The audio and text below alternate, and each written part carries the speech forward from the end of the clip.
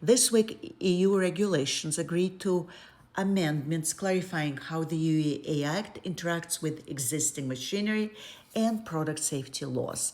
The EU clarified how AI-enabled systems will be regulated when they're embedded into industrial robots, autonomous machinery, manufacturing systems, connected devices, smart infrastructure, healthcare equipment, AI-enabled industrial software, and under the updated framework, companies now need to evaluate both AI-specific risk obligations under the European AI Act and existing machinery and safety compliance obligations under the European product laws. That means AI is no longer being regulated only as software.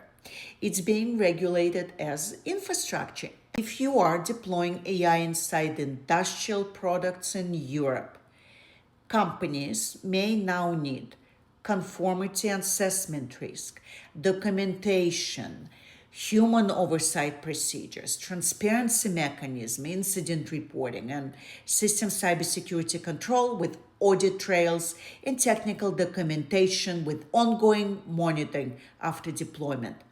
Compliance may apply not just to the model creator, but also to deployers and distributors and integrators and manufacturers. And that's critical for startup because many founders still think we're just an AI layer. But Europe increasingly disagrees. So if your AI affects operational decisions, physical systems, workers, or consumers, regulators may treat you like part of the infrastructure chain. So let's talk about timings. The European AI Act starts phasing in gradually through 2026 and beyond, but companies are already preparing because compliance infrastructure takes time to build, and especially for enterprise AI, and especially for regulated industries, and especially for companies selling into Europe. And the penalties, let me tell you, are serious. The European AI Act can impose fines up to 35 million euros or 7% of global annual revenue, depending on the violation.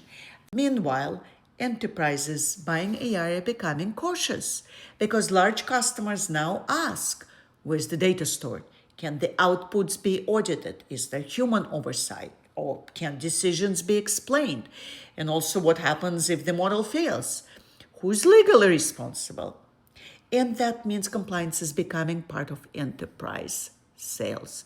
It's not just a legal review.